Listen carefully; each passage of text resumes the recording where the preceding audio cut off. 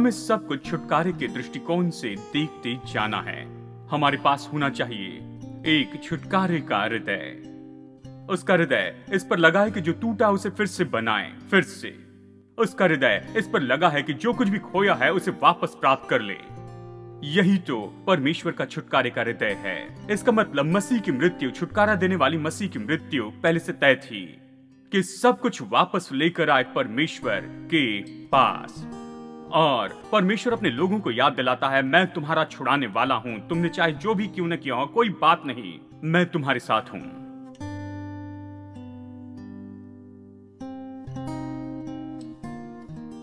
ये तीसरा चित्र है छुटकारे का। और ये फिर से ऐसी बात है जो परमेश्वर ने अपने लोगों के समाज के जीवन में रखा है। इसे कहते हैं, और ये सामान्य रूप में जाना जाता है, कुटुंबी छुड़ाने वाला। कुटुंबी छुड़ाने वाला। कुटुंबी का मतलब है जो करीबी रिश्तेदार है, परिवार का है।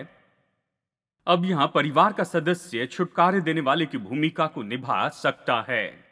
तो कल्पना कीजिए, अगर कोई ऐसा व्यक्ति है जो पूरी तरह नुकसान में चला गया और इस कारण उससे तो खुद को किसी तरह के बॉन्ड में देना पड़ा और काम करना पड़ा और वो उससे बाहर नहीं आ सकता है। परमेश्वर ने समाज के जीवन में इस तरह से रखा और कहा तो उनका कोई नजदीकी जो उनके बहुत ही करीब है वो वहां पर आ जाएं, या कम से कम उसके पास पर्याय है कि वो आ जाएं और उसे छुड़ा ले और उसके पूरे कर्जे को चुका दे और उसे आजाद कर दे उस बंधन से।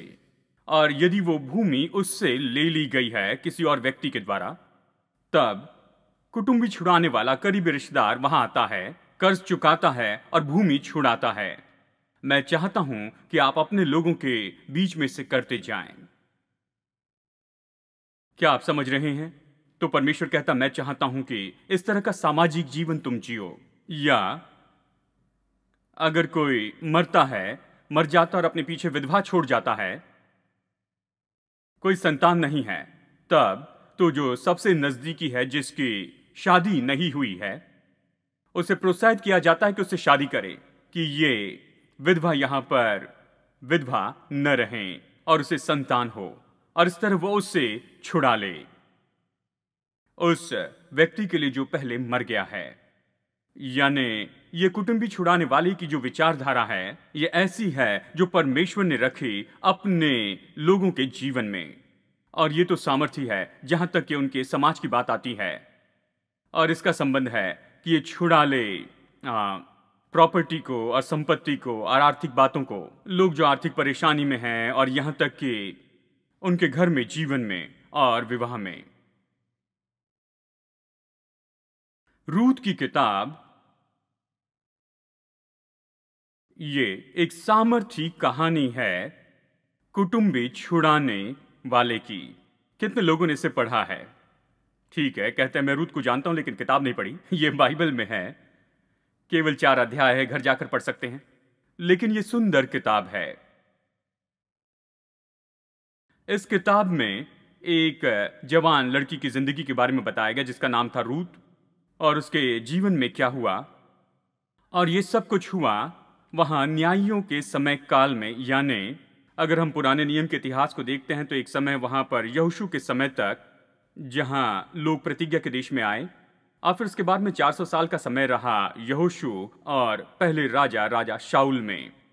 और इन 400 साल के बीच में इस्राएल देश में वहां पर वो लोग थे जिन्हें हम कहते हैं न्यायी। राजा नहीं थे, न्यायी थे। लोग न्याय करते थे और उस देश में वो वहां पर न्याय का काम करते थे। और 400 साल के समय के दौरान वहां पर लगभग 14 न्यायी थे। और इन्हीं 400 साल के समय के बीच में रूत की कहानी आती है जो वहां उस समय के दौरान हुई।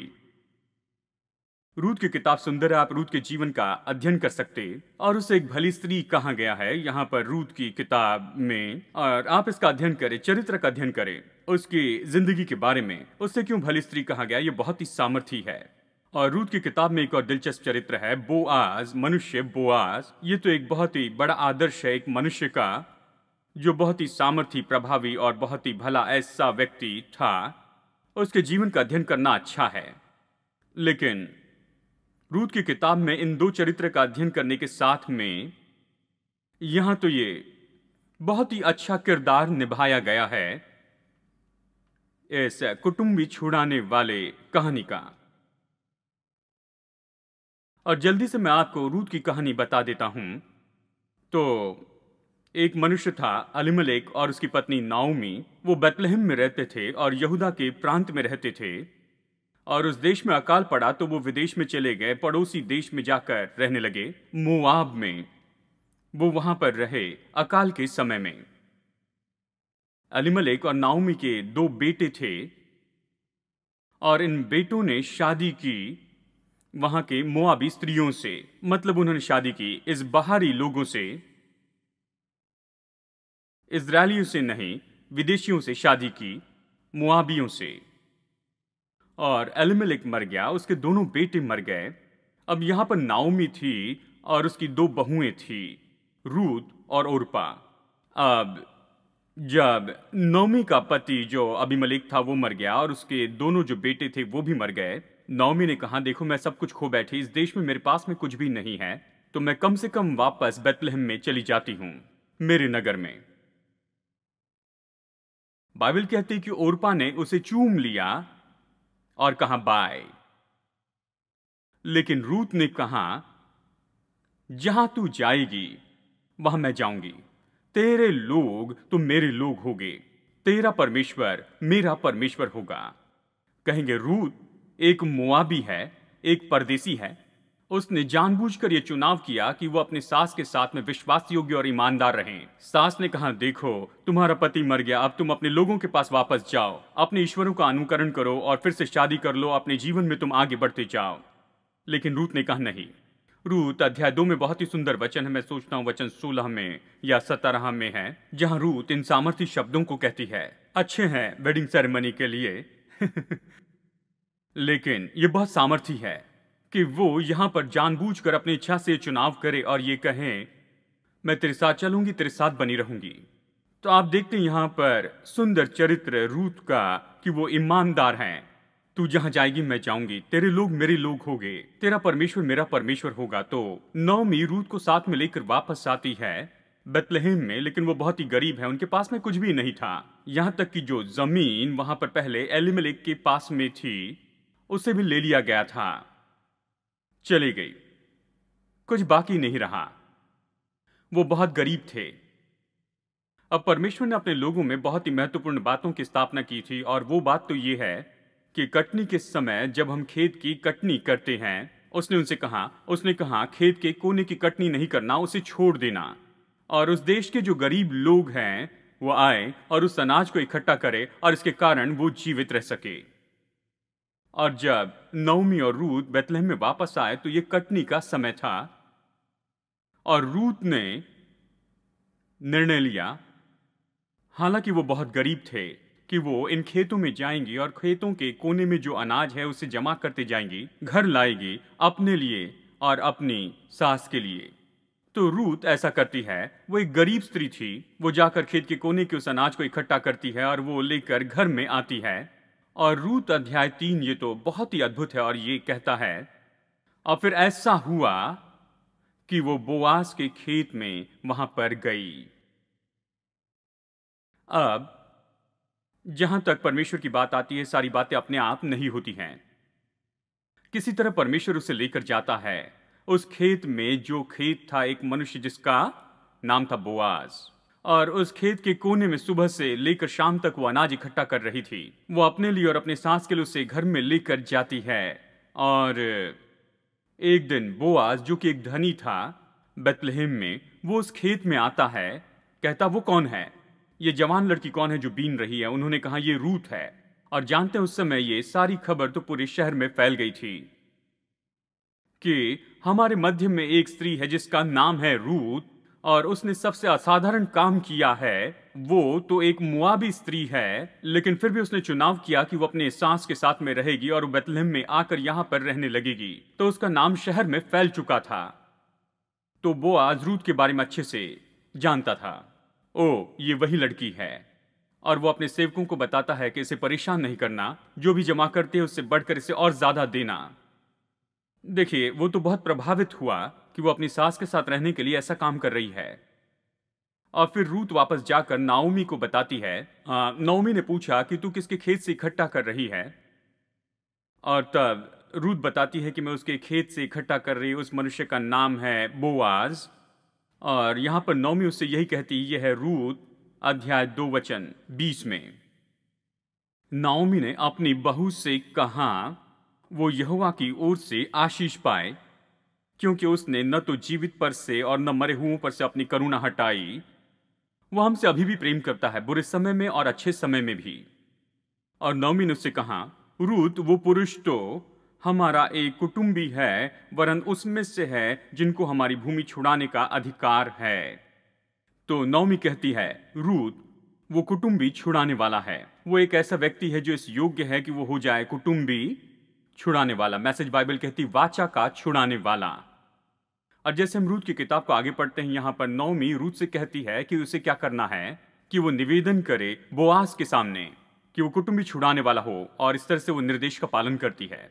जब बोआज इस बात को जानता है कि रूत विनती कर रही है कि वो उनका कुटुंबी छुड़ाने वाला हो जाए, बोआज ने कहा, देखो एक और रिश्तेदार है, वो तो तुम्हारा मुझसे भी ज्यादा करीबी है। पहले उससे पूछते हैं यदि वो तुम्हारा कुटुंबी छुड़ाने वाला होना चाहता है, और यदि वो इससे बाहर जाता है तो निश्चय मैं ये करूंगा। और वो उस कुटुंबी को लेकर आते हैं, प्राचीनों के साथ में बैठते हैं। और ये है रूत अध्याय 4 वचन 5 में बोआज इससे कहता है कि अब उसके पास पर्याय है कि वो कुटुंबी छुड़ाने वाला हो जाए रूत और नाओमी के लिए। तब वो उससे कहता है, जब तो उस भूमि को नाओमी के हाथ से मोल ले, तब तुझे उसे रूत मोआबीन के हाथ से, जो मरे हुए की स्त्री है, इस विचार से मोल लेना पड़ेगा कि मरे हुए का नाम उसके भाग में स्थिर कर दे। मतलब जब तुम कुटुंबी छुड़ाने वाले होते हो तो तुम्हें नाओमी के लिए जमीन ही नहीं छुड़ानी होगी, लेकिन रूत से विवाह भी करना होगा। और वो आदमी पीछे हट जाता है। ठीक है, पता नहीं क्यों, लेकिन वो पीछे हटता है। तो अब बोआज आगे आता है, और बोआज कुटुंबी छुड़ाने वाले के रूप में आता है। वो नाओमी के लिए उस जमीन को वापस खरीदता है और रूत से विवाह करता है। यहां ये स्त्री थी, बहुत गरीब थी, कुछ नहीं था। शादी को 10 साल हो गए थे, कोई संतान नहीं थी। निर्णय लेती है कि अपने सास के साथ में ही रहेगी, और वो एक परदेश में आकर रहती है। जिंदगी में कुछ नहीं था, लेकिन कुटुंबी छुड़ाने वाले की इस भूमिका के कारण उससे उठाया जाता है उस जगह से, वो बहुत ही नीचे की जगह से, और अब वो पत्नी हो जाती है बेथलेहम के एक सबसे धनी व्यक्ति की। उसके जीवन के लिए आदर और सम्मान दिया जाता है, परमेश्वर उन्हें आशीष देता है, और फिर वो मां बन जाती है एक बेटे की जिसका नाम था ओबेद, और उसका बेटा था जिसका नाम था यिशै, और उसका बेटे का नाम था दाऊद, जो इस्राएल का राजा था। और जब हम मत्ती अध्याय 1 और लूका अध्याय 3 को देखते हैं, रूत का नाम बताया गया यहां पर यीशु मसीह की वंशावली में। क्या आप कल्पना कर सकते हैं कुटुंबी छुड़ाने वाले ने रूत के लिए क्या किया? ऐसी स्त्री जो कि इस्राएल देश की नहीं थी, और ना ही वो कोई यहूदी नहीं थी, वो एक मुआबी थी, लेकिन कुटुंबी छुड़ाने वाले के कारण उसे वहां पर लाया गया, उठाया गया, और उसे वंशावली में लाया गया, जीवित परमेश्वर के पुत्र की वंशावली में। यानी रूत की किताब तो एक सामर्थ्य किताब है कि ये कुटुंबी छुड़ाने वाले का काम सच में क्या है, प्रभु के लोगों के लिए छुड़ाएं। और ये फिर से बताता है यीशु मसीह के बारे में, जो है हमारा कुटुंबी छुड़ाने वाला, वो जो हमें अपने पंखों तले लेकर आता है और हमें सबसे नीचे की दशा से उठाता है और हमें परमेश्वर के बेटे और बेटियां बना देता है। आमेन। 2 और कहानी देखेंगे अंत में, और अगली कहानी जो हमें छुटकारे के बारे में बताती है, ये तो नए नियम से उड़ाव पुत्र की कहानी है। हम इसे बहुत अच्छे से जानते हैं लूका अध्याय 15 में, जहां एक मनुष्य के 2 बेटे रहते हैं, और छोटा बेटा निर्णय लेता है कि वो अपनी विरासत का भाग लेगा, और वो चला जाता है, जाकर बर्बाद कर देता है, खर्च कर देता। और हालांकि इस कहानी में यहाँ पर इस छुटकारे के लिए जो दूसरी जो बातें हैं यानी बलिदान की बात इसमें नहीं है, ये हम पर परमेश्वर के छुटकारे के हृदय के बारे में प्रकट करता है। हम पिता को क्या करते देखते हैं? हम में से कुछ लोग जो पिता हैं, हम वहां पर चलकर जाते और कहते मैं बेटे की आने की राह देख रहा हूं। यदि वो इस दरवाजे के भीतर एक भी कदम रखता है तो मैं उसे जीवन भर का पाठ सिखाऊंगा जो कभी नहीं भूल पाएगा। या पिंजरे में बंद करके उसे अच्छे से पीटूंगा। उसे याद रहेगा कि घर छोड़कर कभी नहीं जाना है। इस कहानी में आप पिता को ऐसा करते नहीं देखते हैं। हर एक दिन वो जागता और सामने दरवाजे के पास खड़ा होता, अपने बेटे को देखना चाहता था और उसके दिल में एक ही बात थी, यदि मैं उसे देखूं, मैं उसे लेकर आऊंगा, फिर सम्मान दूंगा और उत्सव मनाऊंगा। यह उसका हृदय था। हम कैसे जानते हैं? क्योंकि उस दिन जब उसका बेटा सच में लौट कर आया, तब उसने क्या किया? यीशु यहां पर अपनी कहानी में बताता है कि पिता दौड़कर उसके पास जाता है। और यह ऐसा पिता है जो परमेश्वर को दिखाता है। और ये सच में एक ही बार देखते हैं कि पिता दौड़ता है, दौड़कर बेटे के पास जाता और उसे गले लगा लेता है। कहता मेरा बेटा जो खो गया था अब ये मिल गया है। वो उसे लेकर आता, कहता सबसे अच्छे कपड़े लेकर आओ, इसके उंगली में अंगूठी पहनाओ और इसके लिए सबसे अच्छा पकवान बनाओ और आइए उत्सव मनाते हैं। वो उसे लौटाता है आदर और सम्मान और बेटे को वापस उसमें लाता जिसमें वो पहले से ही वहां पर था। वो पुत्र तैयार था कि वो एक सेवक हो जाए। उसने कहा मैं अपने पिता के पास में वापस जाऊंगा, उससे कहूंगा मैं तेरा सेवक होने के भी लायक नहीं, मुझे अपने सेवक से भी छोटा बना। लेकिन परमेश्वर के छुड़ाने वाले हृदय को देखो जो इस कहानी के द्वारा हम पर प्रकट होता है।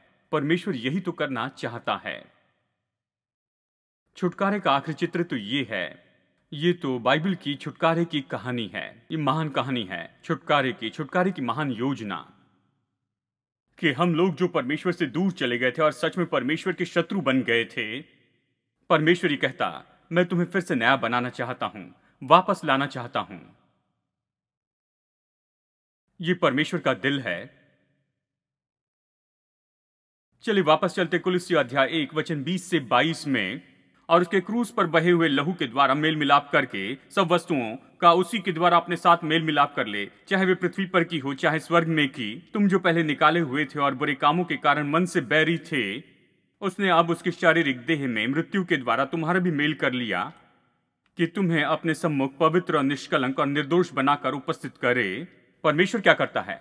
हम तो शत्रु थे, लेकिन वो हमारे साथ अपना मेल मिलाप करता और हमें पवित्र और निर्दोष और निष्कलंक बनाता। ये परमेश्वर के छुटकारे का दिल है।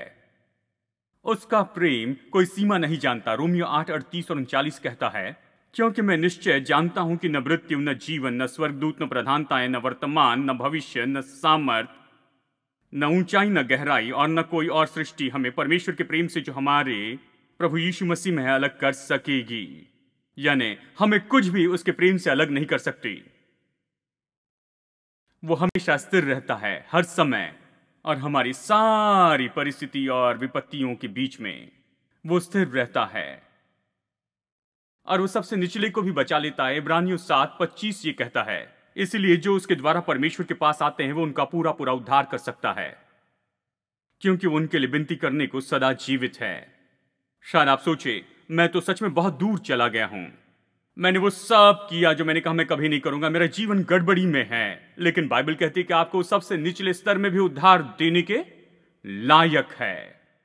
ये परमेश्वर है, वो सबसे निचले को भी उद्धार देता।